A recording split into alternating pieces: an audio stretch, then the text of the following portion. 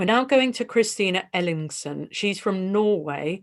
She's a feminist activist. She's the Women's Human Rights Campaign country contact for Norway, and she's going to talk to us about self-ID and what's happening in Norway. Over to you, Christina.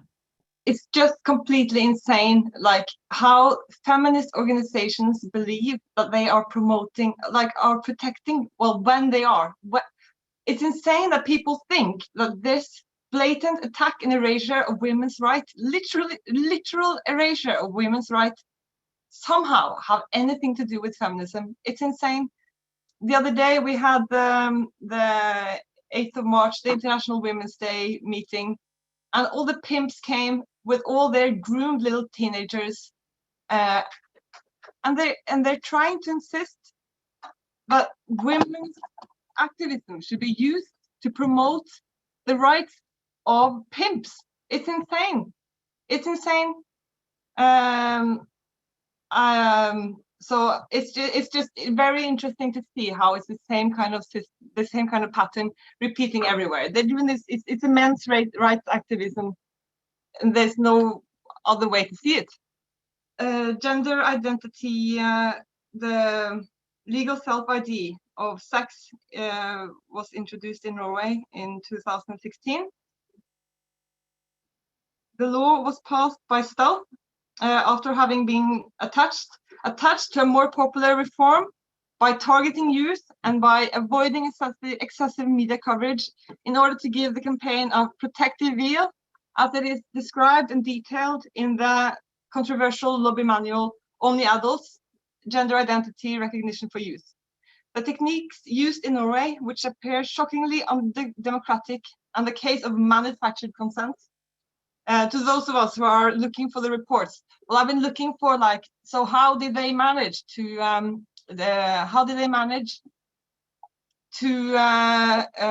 pass these laws when we have signed the UN Convention for Women's Human Rights?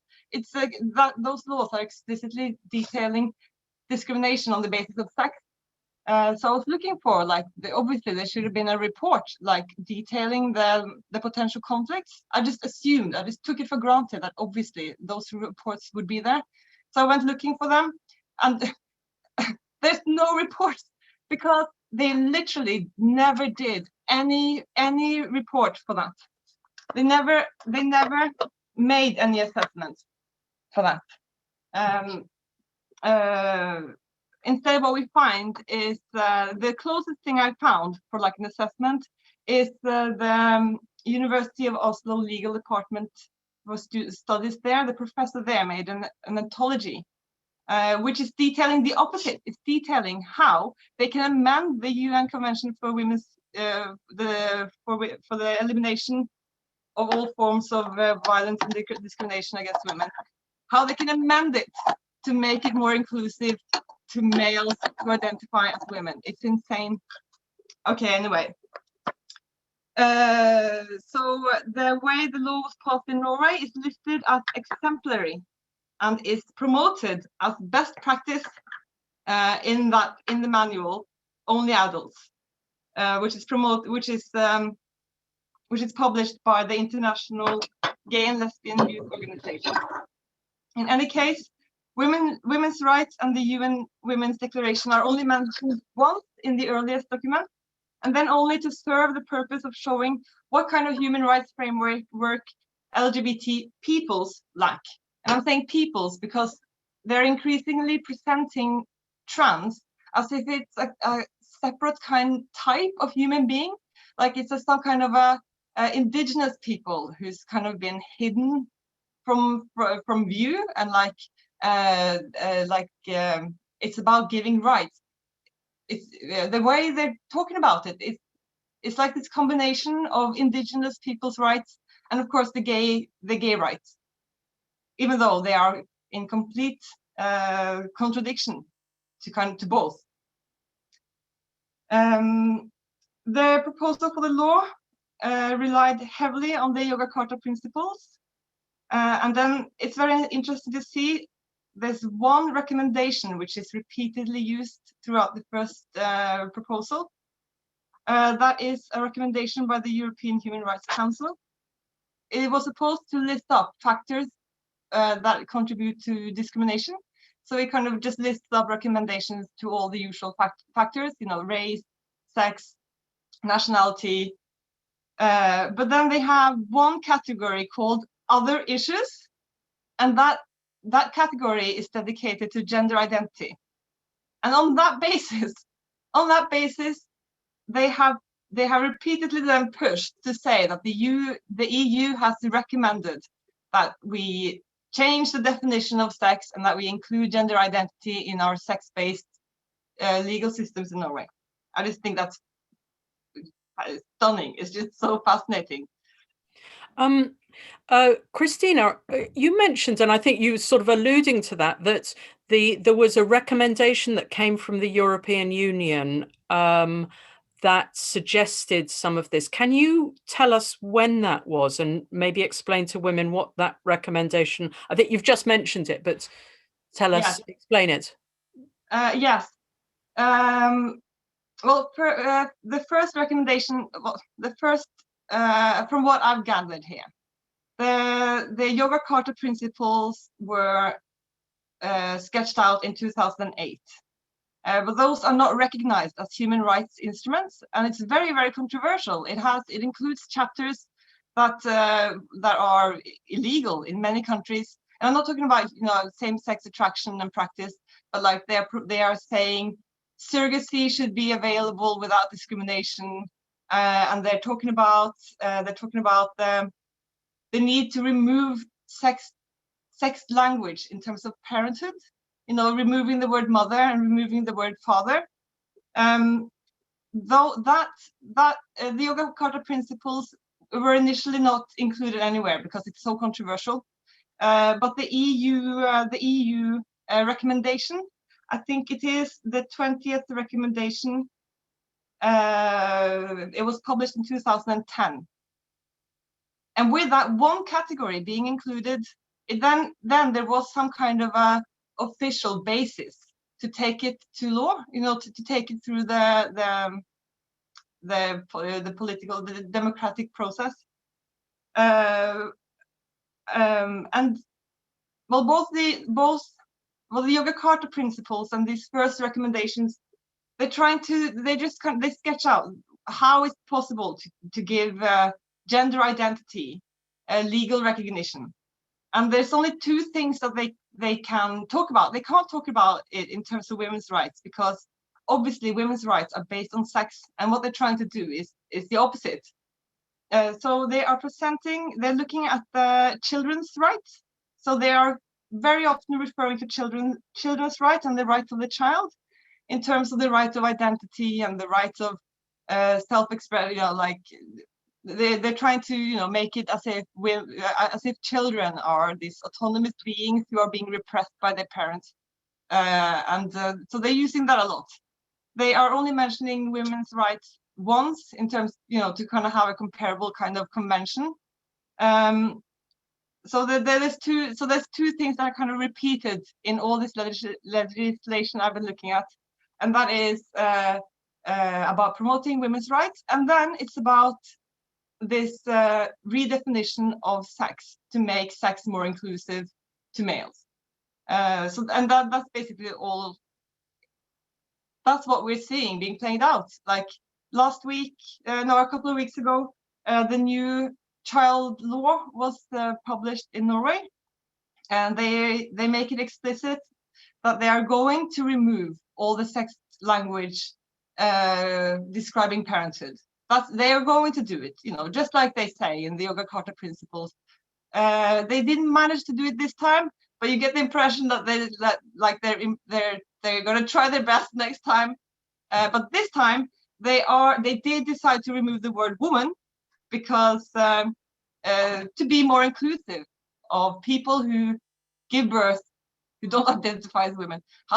It's just insane. Basically.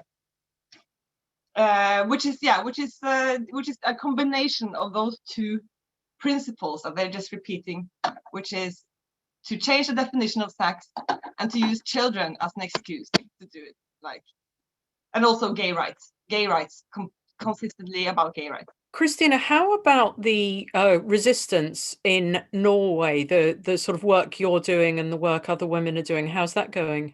I think it's interesting to see who are opposed to, I wouldn't say gender ideology, because most people have no clue. They think it is, they think they are supporting gay rights, you know, some kind of variation of gay rights. And obviously it's not. It's a very radical redefinition of what it means to be human in the human rights and in our legal systems. But the opposition, they start off, when you go through like the democratic papers, like where they try to get like people to write in and give their opinion, and they hear with experts, they all start off very supportive, and then they start, and then as the hearings go on and there's more laws coming they have to answer, they start to get more and more critical. So for instance, the Norwegian Union for Doctors were very positive to the self-idea, the notion of self-idea. They were just a little bit critical to the way it was described as being easy to kind of change back and forth and kind of change the name back and forth. So they made a note that maybe it's a good idea to kind of keep it strict and not give the intention you can just change your name, your sex back and forth, because that's not possible. And they also mentioned that maybe we should not let children under 16 change their legal sex, because children don't really know what sex is. Plenty of these kind of concerns have become more explicit. So one of the more recent I read from them, they're saying, actually, no, we cannot decentralize the medical treatment of gender dysphoria. The treatment is potentially mutilating and irreversible, and it has to be diagnosed and treated at specialist centers. But they started off being like very, oh yeah, of course, let's just all be friends and inclusive, and then a little bit sort of like this, and then finally going, actually, no, it seems like this is very, very serious. We were talking about the most dramatic changes, irreversible changes we can do to a human body and do to children who are the healthiest bodies on the planet. But other organizations who have criticized, who kind of everybody's voiced criticism on some level here. Even the trans organizations have voiced criticism about how these laws are being implemented, because they are irresponsible.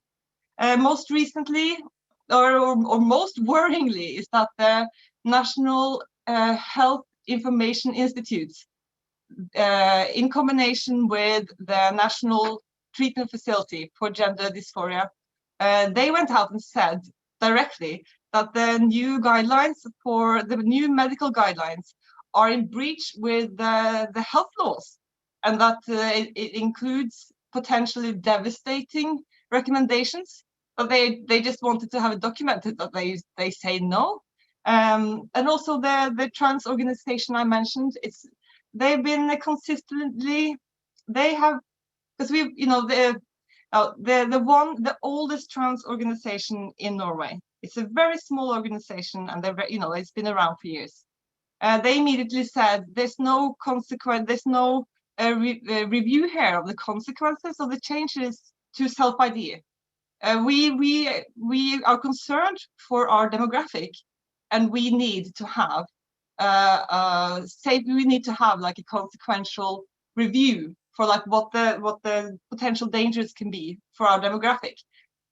And then they never got it. And then they kept on saying, where is we can't just let desperate people change their sex. That's, they've been saying that continuously. And then finally, this summer, they went out and said the entire process for their medical guidelines has been like a commissioned work. Like it's all been just like for show.